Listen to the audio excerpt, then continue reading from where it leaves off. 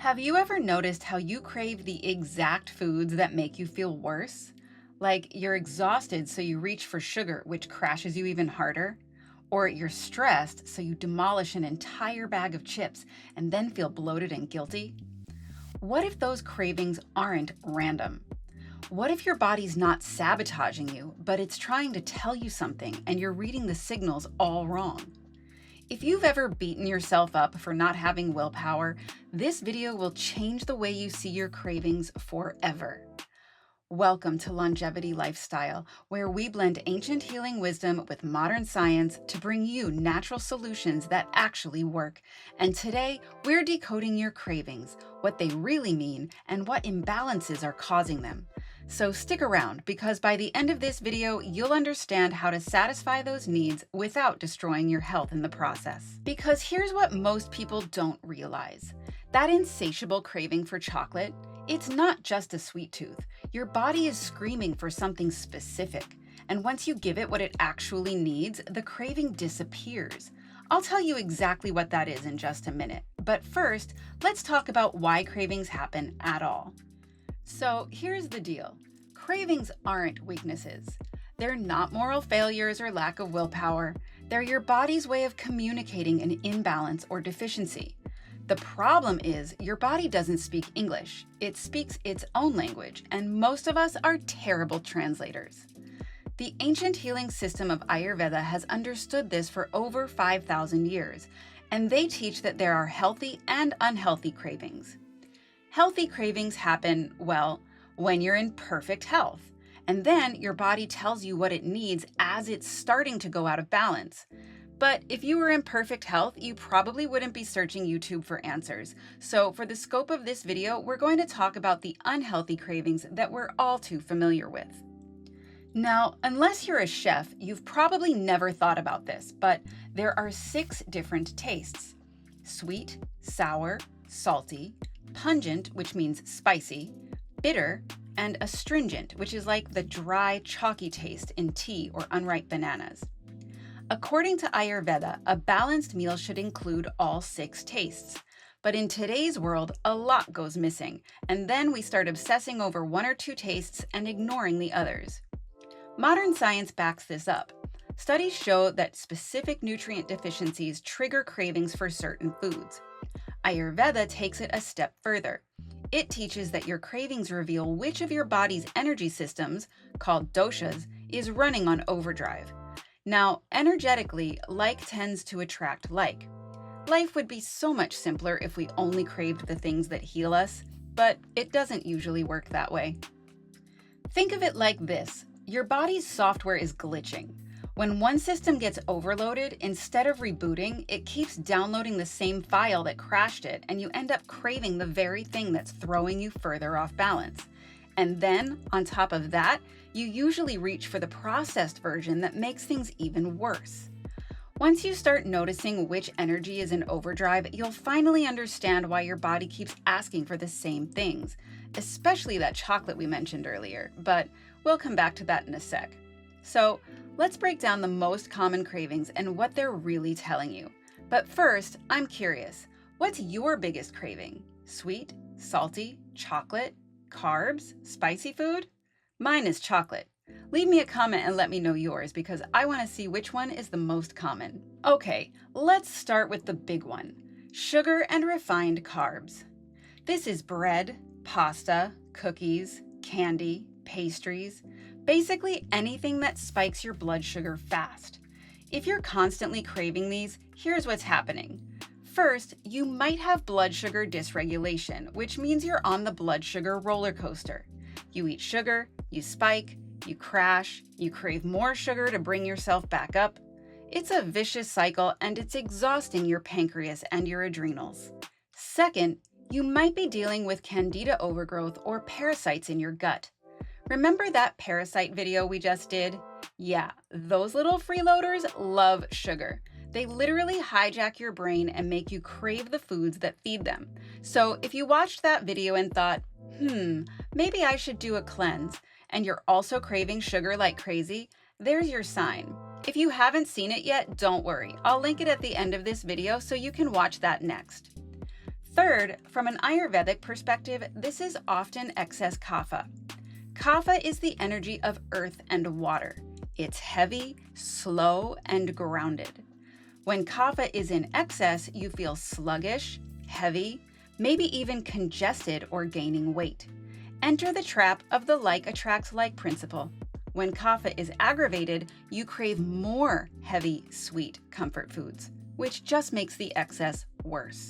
Now, before I give you the fix for excess kapha, let me tell you about another really common craving that's actually the same imbalance showing up in a different way. And that is if you're craving fatty, greasy, fried foods. Things like French fries, fried chicken, creamy pasta, and heavy sauces. Since kapha is heavy, oily, and grounded by nature, those cravings for heavy, rich, oily comfort foods don't necessarily have to be sweet, as long as they embody those qualities. The problem is that fried foods and low-quality fats create inflammation and make excess kapha even worse. They're heavy and oily, yes, but they're also toxic and clogging, so you end up feeling even more congested, lethargic, and weighed down. Now, your body might also genuinely be low in omega-3 fatty acids, which are essential for brain health, hormone production, and reducing inflammation. A lot of people eating modern diets are deficient in these healthy fats, and your body knows it needs fat, it just doesn't know the difference between healthy fats and poison. So, whether you're craving sugar, carbs, or fried greasy food, or all of the above, it's the same imbalance showing up in different disguises, excess kapha. And here's how you fix it. First, if you're dealing with blood sugar issues, stabilize your blood sugar by eating protein and healthy fats with every meal, and by cutting out refined carbs and sugars for at least 2 weeks. I know that sounds impossible right now, but trust me, the cravings will diminish significantly once you break the cycle. Second, if you suspect candida or parasites, do a proper cleanse. Third, if you're dealing with excess kapha, whether it's showing up as sugar cravings or fried food cravings, you need the opposite of what you're craving. So instead of heavy, sweet, oily foods, go for light, warming, and slightly bitter or pungent foods. Think steamed vegetables with warming spices, ginger tea, bitter greens, and light soups. Also, get moving. Excess kapha desperately needs movement and stimulation to break through the heaviness and stagnation. And here's the key for the fat cravings specifically. Give your body the healthy fats it's actually asking for, but in their clean, unfried form. Think avocados, nuts, seeds, olive oil, coconut oil, ghee, and fatty fish like salmon. These satisfy the craving while actually nourishing your body instead of inflaming it. If you need something sweet, use small amounts of raw honey or fresh fruit, not processed white sugar. Add more warming spices, bitter and astringent tastes, and again, movement, which is non-negotiable for excess kapha. Next up is salt. If you're the person who can't stop eating chips, popcorn, or putting extra salt on everything, here's what that means. Number one, you could be legitimately low in sodium, especially if you're someone who drinks a lot of water or sweats heavily. Not everyone needs to be on a low sodium diet. In fact, some people need more salt, especially if they're dealing with adrenal fatigue, which is possibility number two. Your adrenal glands sit on top of your kidneys and they regulate your stress response, energy levels, and mineral balance. When they're fried, your sodium tanks, and suddenly, salt is your love language. This is super common in people who are go, go, go all the time and running on fumes. From an Ayurvedic lens, constant salt cravings often indicate excess vata. Vata is the energy of air and space. It's dry, light, cold, and mobile. When vata is in excess, you feel anxious, scattered, ungrounded, and dehydrated. And those go, go, go running on fumes people, that's all vata. And the trap? You crave salty, dry, crunchy foods like chips and pretzels, which are what? Dry and light, which feeds the imbalance. What you actually need is the opposite: grounding, warm, moist, nourishing foods. Now, there is also a kapha connection here. When kapha is in excess, people sometimes crave salty foods for stimulation and flavor because they're feeling stuck and bored. But salt actually increases kapha too, because it makes you retain more water and feel even heavier. The fix? If you're craving salt, first make sure you're using high quality salt like Himalayan pink salt or Celtic sea salt, not refined table salt. That girl with the umbrella? She's a skilled assassin in a cute dress. But high-quality rock salts contain trace minerals your body actually needs, so spend the extra money at the store so you don't have to spend it at the doctor. Second, support your adrenals. Get more sleep, reduce caffeine, and consider adaptogenic herbs like ashwagandha until the cravings subside. Also, choose warm, moist, grounding foods, not dry, crunchy ones. Think warm soups, cooked grains with ghee, stews, and herbal teas. And to deal with the cravings, eat mineral-rich foods like seaweed, celery, bone broth, and cooked vegetables instead of chips. All right, now let's talk about chocolate, because this is the one everybody asks about. If you crave chocolate constantly, especially if you're a woman and it gets worse right before your period, you're almost certainly low in magnesium. Dark chocolate is one of the richest food sources of magnesium, and your body knows it, so it makes you crave it. The problem is, most chocolate is loaded with white sugar, which depletes your magnesium even further, so you get caught in yet another vicious cycle. Magnesium is involved in over 300 enzymatic reactions in your body. It helps you relax, sleep, manage stress, regulate blood sugar, and maintain healthy muscles and nerves. When you're deficient, which most people are, you feel anxious, you can't sleep, you get muscle cramps, and yes, you crave chocolate. There's also the sweetness factor. In Ayurveda, sweet taste is grounding and calming. It helps balance anxiety and stress. So if you're feeling overwhelmed, anxious, or ungrounded, your body might be asking for that sweet, rich, comforting quality that chocolate provides. The fix?